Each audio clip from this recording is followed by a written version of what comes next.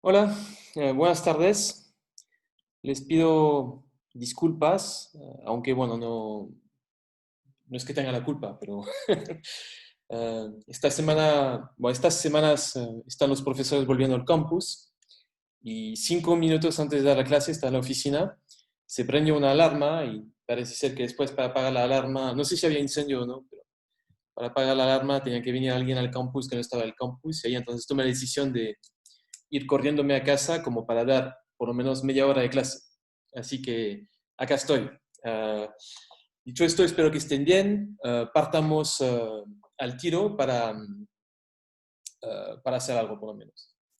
En esta media hora que tenemos quiero hacer dos cosas.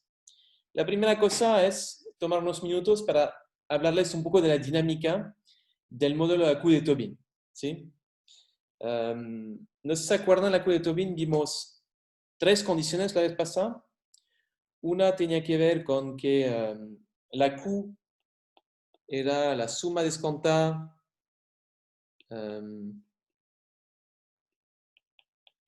para I que va a ser un infinito de los productos marginales futuros.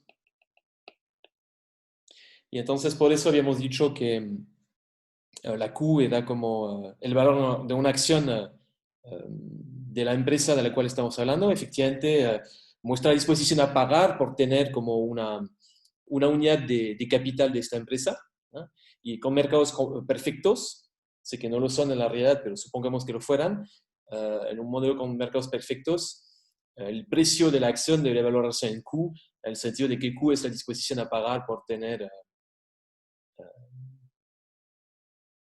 ¿cómo se llama? Una acción en esta empresa. ¿Sí? Eso es una primera cosa que vimos. Vimos una condición de primer orden que era ρ por Q menos delta Q igual al producto marginal. Habíamos dicho que esta condición mostraba la indiferencia entre vender una acción, una unidad de capital, y poner la plata en una cuenta corriente o seguir produciendo con este capital. Si seguimos produciendo, por un lado, recibimos el ingreso marginal, que es el producto marginal del capital, pero por otro lado, si vendemos la acción a un precio Q, podemos ganar ρ por Q intereses, donde ρ es la tasa de interés, ¿no? Y tenemos que considerar todas las sutilezas del costo económico en el sentido de que si varía el precio de la acción, podríamos estar haciendo una pérdida en el sentido de que si vendimos la acción demasiado temprano y que la habríamos podido vender a un precio más alto al esperar un poco más, estaríamos haciendo una pérdida y esto nos lo da este delta Q. ¿Okay? Entonces esto era como una condición de primer orden, una condición de arbitraje, uno lo podría interpretar, que era una generalización de lo que habíamos visto en el modelo neoclásico en inversión, donde básicamente era ρ igual a f' de k, porque teníamos que para todo t, q sub t era igual a 1. Entonces, efectivamente, cuando q sub t es igual a 1, este término de acá es 1, y este de acá es 0, porque delta q no varía, es siempre 1. Y entonces acá estamos generalizando en cierta medida lo que habíamos visto en el modelo neoclásico de inversión para la Q de Tobin, donde bueno, es un modelo con costos de ajuste que hace que la Q puede ser distinta de 1. Y por fin habíamos visto que el comportamiento de la inversión era el siguiente. Cuando la Q es mayor que 1, la inversión era positiva. Y cuando la Q era menor que 1, la inversión era negativa. No sé si les puedo preguntar a ustedes de dónde venía este resultado, cuáles eran la justificación económica, digamos, de esta dinámica. ¿Alguien se acuerda?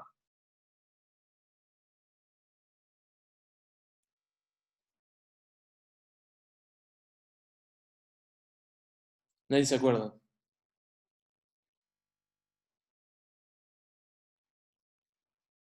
No sé si Gonzalo te acuerdas. O otra persona, si Gonzalo no No, queda. no me acuerdo. Profe, eso compara el valor del capital dentro y fuera de la empresa. Exactamente. Si el capital dentro de la empresa es mayor que fuera, entonces la inversión sería mayor que cero. De lo contrario sería negativo. Excelente, es decir, que estamos vendiendo capital en este caso. Y es lo que dices, ¿no? Entonces, fuera de la empresa, ¿qué significa? Es como, no, no es Q en este caso. Fuera de la empresa era este uno. Habíamos dicho que comprar una unidad de capital en el mercado valía uno, tipo la máquina para el Sodimac, si pudiese exagerar la analogía, ¿no? Entonces, efectivamente, el mercado vale uno, dentro de la empresa vale Q. ¿Y cuál es la idea de este Q? Es como un capital que está en un estado productivo, está produciendo. ¿Y cuánto produce? Bueno, produce hoy y mañana según esto. ¿Ah? Y cuando esta suma descontada de productos marginales es mayor que uno, significa que bueno, el capital es más rentable dentro de la empresa que para el Sodimac, entonces vamos a adquirir más capital. Y cuando es menor que uno, bueno, vamos a venderlo porque ya no es tan productivo y mejor vendérselo a alguien que pueda hacer un uso mejor que nosotros. Es un poco esa la idea. ¿Okay? Entonces, dicho esto, les puedo hablar un poco de dinámica, ¿no? Haciéndoles como distintas trayectorias. Por ejemplo, supongamos que K sub 0 está acá, el capital de largo plazo está acá. En el modelo neoclásico, ¿se acuerdan qué pasaba con la dinámica? El primer modelo de inversión que vimos. Pregunta que les hago a ustedes. Se ¿Cómo ajustaban queda? en el periodo. Exactamente, se ajustaban en un periodo. Entonces, por ejemplo, partíamos con nivel K sub 0 y al tiro el día siguiente habíamos saltado al K estrella. ¿Sí? Esto era en el modelo neoclásico. Entonces voy a poner acá neoclassical model. El modelo de Q de Tobin, bueno, quizá partimos también del mismo nivel, pero ¿qué va a pasar? Como tenemos costo de ajuste, aunque tengamos el mismo valor de largo plazo, efectivamente, ¿por qué tenemos el mismo? Porque esta condición de acá no cambia. Entonces, si quiero identificar el valor de largo plazo, puedo usar la misma que para el modelo clásico. El f' de K estrella cumple con esta condición. Porque efectivamente es el caso para el cual Q es siempre igual a 1. ¿Okay? Entonces tenemos el mismo valor de largo plazo, pero como tenemos costos de ajuste, la dinámica va a ser más suave. Entonces invento, por ejemplo, no vamos a converger al tiro, sino que nos vamos a demorar unos periodos en converger. ¿Ok? Entonces Q de Tobin's Q en inglés. Tobin's Q. ¿Ok? Entonces con costo de ajuste pasa lo siguiente. En lugar de ajustarnos al tiro, como pasaba en el modelo neoclásico de inversión, nos vamos a demorar periodos y la convergencia va a ser gradual. Ahora, ¿cómo pueden obtener esta trayectoria? Con las herramientas que manejan, básicamente lo pueden hacer fácil usando algoritmos que de hecho están desarrollando para hacer la tarea 2. Si agarraran el problema de la empresa, aplicarán iteración de la función de valor y podrían obtener una policy function, y esta policy function nos permitiría tener K' como una función, que voy a llamar P, de K. O incluso la inversión como una función P tilde, la voy a llamar de K. ¿Okay? Esas son las policy functions que pueden obtener. ¿Okay? Y efectivamente, dado un K en T, pueden obtener a través de esta policy function el K en T más 1. Y podrían simular perfectamente la trayectoria como se ve en este gráfico que dibujé. Y es lo que obtendrían. ¿Sí? Entonces, podemos adivinar también las trayectorias de, por ejemplo, la inversión. ¿Qué debería pasar con la inversión? Entonces, con el modelo neoclásico, ¿se acuerdan? Lo que pasaba, la inversión de largo plazo era básicamente que compensaba por la depreciación. Espérate. Quizá me pase un poco. Lo voy a poner acá, delta K estrella. Es compensada por la depreciación. Y inicialmente teníamos como la inversión inicial, que si partimos de cero, debería ser que adquirimos todo el capital. ¿Sí? Acá, ¿qué va a pasar? Bueno, la inversión va a ser gradual. No vamos a invertir un montón, sino que vamos a invertir de poco a poco. Y entonces va a converger hasta delta K estrella más lentamente. Entonces vamos a tener menos inversión inicialmente, pero más después. Entonces estamos suavizando el tamaño de la inversión en el tiempo. Y entonces, si la dinámica de la inversión es así, ¿qué podemos esperar para la dinámica de Q?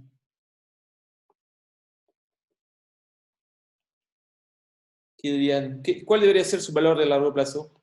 Primero, ¿alguien tiene alguna idea?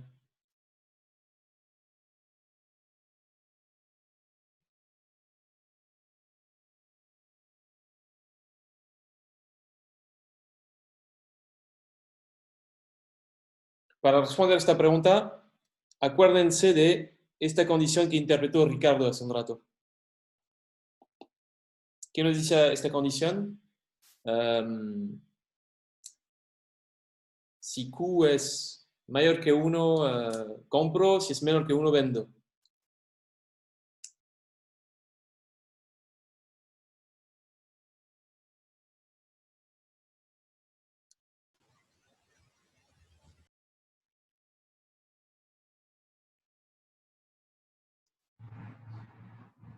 Sería igual a 1. Sí, exactamente. En el largo plazo, si no se mueve el stock de capital, debe ser igual a 1. Muy bien, Emanuel. Efectivamente, si pongo el 1 acá, la Q debería ser mayor que 1 al principio, porque estamos comprando capital, y poco a poco debería converger hacia el valor. ¿Ok? Ya. Esto entonces es, entre comillas, la dinámica que tenemos para Q de Tobin. Como ven, es parecida a la del modelo neoclásico de inversión, pero con la diferencia que en lugar de que el ajuste se demore un periodo en operar, acá va a ser mucho más suave y sabemos que el valor de Q puede ser mayor o menor que 1, donde 1 es el precio del capital, según si es que estamos adquiriendo capital o no. ¿Ok? Bueno, entonces, el capítulo sobre la Q de Tobin lo voy a dejar acá. Esto era lo último que les quería contar. No sé si tienen alguna duda.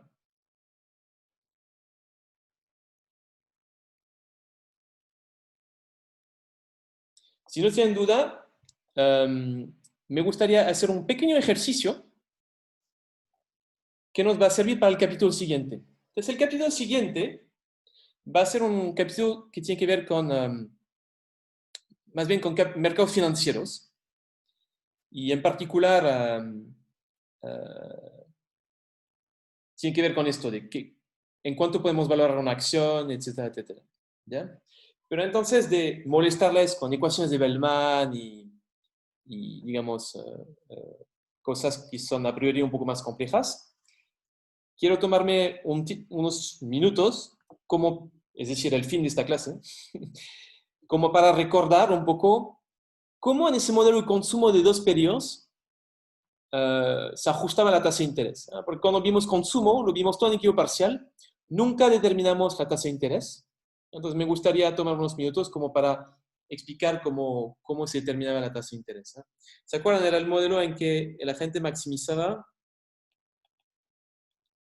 la suma descontada de la utilidad sujeto a dos restricciones. Recibía un ingreso en el primer periodo y con este ingreso podía financiar consumo más ahorro. Y el segundo periodo recibía otro ingreso y con sus ahorros más los intereses podía financiar el consumo del segundo periodo. ¿eh? A partir de este problema habíamos obtenido una ecuación de Euler que se veía de esta manera, que ya deberían recontradominar, dado lo que hemos visto, todas esas clases. Incluso con una función de utilidad que era así, la ecuación de Euler se veía de esta manera. Esto es una R. Y bueno, esto quizá lo voy a usar después. Entonces, la duda que tengo es que esta tasa de interés que aparece acá y que aparece acá en la ecuación de Euler, ¿cómo determinarla? ¿No? Porque habíamos considerado que era un parámetro y entonces ahora la queremos endogenizar. Entonces, la manera más simple de endogenizarla es la siguiente. Es típicamente considerar lo que se llama un agente representativo. Que en inglés sería representative agent. ¿Cuál es la idea? Es que a priori hay muchos agentes en la economía. Hay agentes que se quieren endeudar, hay agentes que quieren prestar. Y en un contexto con mercados competitivos, que era el supuesto con el cual trabajábamos, ¿cómo se reajusta la tasa de interés? Igualando oferta con demanda. Entonces, hay, la demanda por fondo, si quieren, es esa gente que necesita plata como para poder financiar consumo y se tiene que endeudar para financiarlo. Y hay una oferta, es la gente que quiere prestar. ¿Okay? Entonces nos gustaría igualar oferta con demanda como para poder obtener esta tasa de interés R. ¿Ya? La idea del supuesto de agente representativo es que vamos a suponer que todos los agentes van a ser iguales, es decir que acá todos van a recibir el mismo ingreso en el primer periodo, todos van a recibir el mismo ingreso en el segundo periodo y todos van a enfrentar las mismas preferencias. ¿Okay? Suponemos que todos son iguales y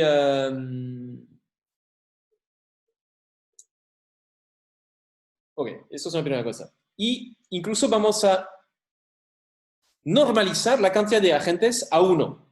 No es que haya un agente, es como si tuviese un continuo de agentes, pero la cantidad total de agentes normalizamos al valor 1.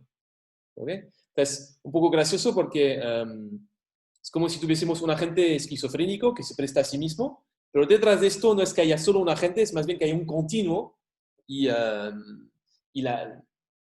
el valor que le asignamos a la masa total de agentes es el valor 1. ¿Okay? Con muchos agentes, ¿cómo igualaríamos oferta con demanda? Bueno, es fácil, ¿eh? Diríamos, por un lado, supongamos que hay una cantidad discreta de agentes. ¿No? Hay N mayúscula agentes que quieren prestar, entonces van a tener unos ahorros S sub I. Entonces, si sumáramos todos los ahorros de esos agentes que son los que ofrecen, obtendríamos esta sumatoria. Y por otro lado, tenemos, yo qué sé, M agentes que se quieren endeudar. ¿Okay? Y estos están demandando fondos.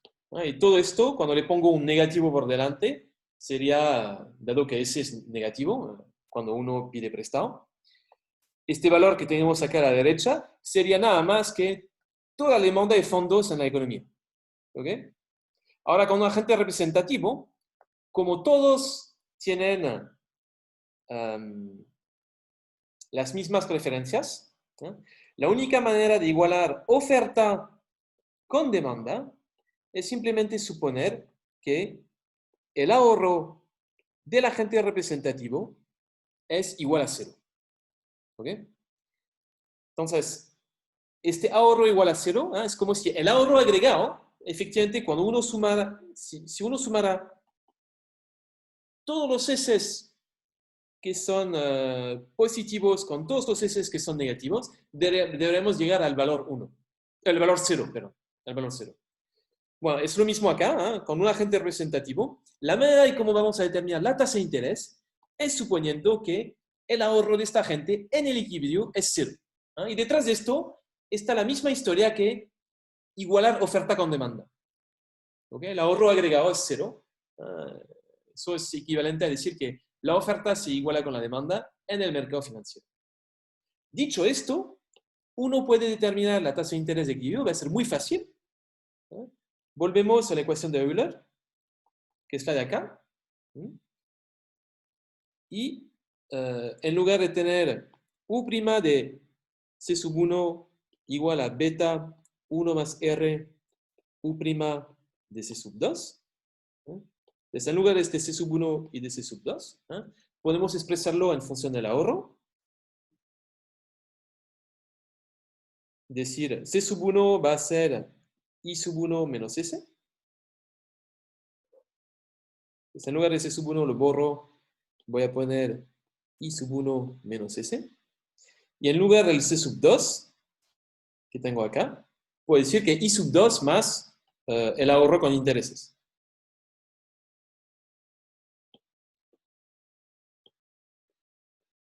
I sub 2 más 1 más RS. ¿Ok? Y entonces, si agrego S igual a 0, ¿qué voy a obtener? Voy a obtener la siguiente condición. Entonces, esta condición es la ecuación de Euler junto con el supuesto de que el ahorro agregado es 0. ¿Okay? Y ven que obtengo una condición donde aparecen los ingresos de ambos periodos, pero mi variable endógena esta vez va a ser mi tasa de interés. Mi tasa de interés se va a ajustar tal que se cumple esta condición. ¿Okay? Entonces, esto es la manera de obtener la tasa de interés en un modelo de consumo de dos periodos. Y al final del día es lo mismo que hacerlo en cualquier modelo básico de economía que trabaja con mercados competitivos. Típicamente, como lo hacían con mercados competitivos, hacían este gráfico, oferta, demanda, esto era el precio, las cantidades, ¿ok? Y cuando se igualaba oferta con demanda, obtenían el precio de equilibrio y las cantidades de equilibrio. ¿Okay? Acá hacemos lo mismo. Esta oferta, esta demanda nos la da en cierta medida la ecuación de Euler. Entonces, la ecuación de Euler es como obtener la oferta o la demanda de fondos financieros, dependiendo de si estamos prestando o pidiendo prestado. ¿Okay? Y después, la intersección acá, de dónde se ubica el equilibrio, dado esas ofertas y demandas que hemos calculado, se obtiene reconociendo que el ahorro agregado es cero en la intersección. ¿Okay? Y entonces, por ejemplo, bueno, obtienen de esta manera esta condición de primer orden, que consideremos un ejemplo, el caso en que la función de utilidad se ve de esta manera. Podremos obtener entonces I sub 1 a la menos 0 igual a beta por 1 más R, I sub 2 a la menos 0. ¿Okay? Entonces la tasa de interés la podemos despejar. Y tendríamos entonces I sub 2 partido por I sub 1 por beta 1 más R. Es decir, que R sería igual en este caso a 1 sobre beta, I sub 2, I sub 1.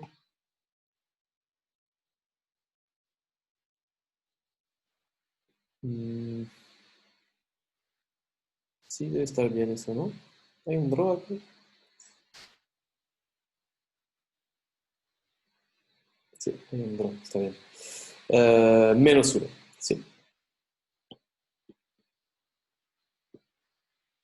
Entonces, esto sería el valor de la tasa de interés para este ejemplo en particular. ¿Ok? ¿Tienen alguna duda sobre esto?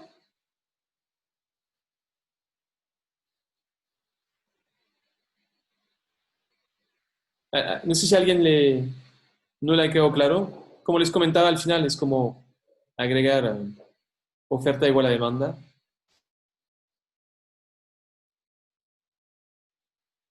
Bueno, ok, supongamos que entonces no hay duda, ¿ya? Um, Dicho esto, en los minutos que nos quedan, me gustaría hacer un poco de economía y entender cómo esta tasa de interés está relacionada a, por ejemplo, con el beta, con el I sub 2 y con el RO. ¿Ok? Y durante esos minutos, para entender la economía que está por detrás, tenemos que pensar en dos cosas. Primero, oferta y demanda. Lo que motiva la oferta y demanda en ese modelo es justamente suavizamiento del consumo. Entonces, para entender los movimientos en la tasa, tenemos que entender bien el suavizamiento del consumo. Y segunda cosa, bueno, hay que reconocer que la tasa de interés es un precio que iguala oferta con demanda. Entonces, dado esas dos cosas, deberemos entender bien cuál es el impacto de algún parámetro sobre la tasa de interés. Por ejemplo, fíjense, vemos que a mayor I sub 2, esto debe implicar mayor tasa de interés según esta ecuación de acá. ¿Okay? ¿Cómo podemos entender la relación positiva entre I sub 2 y la tasa de interés? Bueno, recordemos suavizamiento del consumo. Entonces, cuando sube I sub 2, ¿qué pasa? Tenemos que los ingresos futuros entonces, suben. Entonces, la gente anticipa que va a tener más ingresos mañana, pero a él le interesa suavizar el consumo. Entonces, este aumento en ingresos futuro le gustaría que no solo financie consumo futuro, sino que también implique un aumento del consumo hoy. Es decir, que anticipando que va a ser más rico mañana, ¿qué le gustaría hacer en el parcial? Le gustaría endeudarse hoy y con esos fondos extra que tendrá mañana, repagar la deuda mañana, de manera que suba el consumo hoy también, además de subirlo mañana. ¿Ok? Por lo tanto, si por motivos de suavizamiento del consumo le gustaría endeudarse hoy para subir el consumo hoy, ¿ya? ¿Qué debería pasar en el mercado financiero si todos los agentes se comportan de la misma manera? Van a endeudarse, ¿ya? Va a haber un aumento en la demanda por fondos y como bien saben, cuando sube la demanda, sube el precio, lo cual explica por qué la tasa de interés es una razón creciente en I sub 2. ¿Okay? De la misma manera, pueden entender por qué un aumento en I sub 1 implica una caída de la tasa de interés. Pasa exactamente lo mismo, pero al revés. En este caso, cuando sube I sub 1, tenemos más plata hoy. Nos gustaría también, además de incrementar el consumo hoy, incrementarlo mañana, porque lo queremos suavizar el perfil de consumo en el tiempo. Y esta vez vamos a querer ahorrar, es decir, vamos a ofrecer fondos al mercado y este aumento en la oferta va a implicar una caída en la tasa de interés. ¿Ok? Ya, podrían hacer ejercicios parecidos considerando un cambio en beta, un cambio en rho. Lo importante, otra vez, es entender cómo el suavizamiento del consumo implica esos movimientos en la tasa de interés. ¿Okay?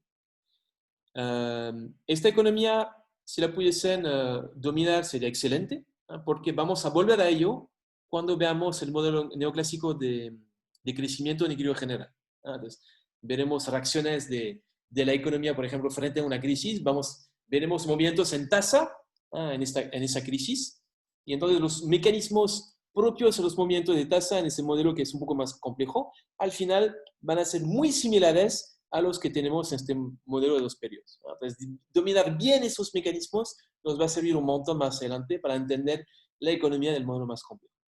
Okay. Dicho esto, dejo la clase acá. ¿Qué hemos hecho hoy? Dos cosas. Primero, hemos repasado la dinámica en el modelo de la Q de Tobin. Bueno, repasado más bien, hemos sugerido cómo debería ser esta dinámica. Y segundo, anticipando el capítulo que se viene ahora, vimos cómo podemos endogeneizar la tasa de interés, el modelo de Fisher de consumo de dos periodos, simplemente igualando oferta con demanda en ese modelo. Así que, bueno, siento haber visto poca materia en la clase de hoy. Así es la vida, no puedo controlar lo que pasa en el campus. Pero bueno, ojalá no hayamos perdido demasiada materia. Lo dejo acá.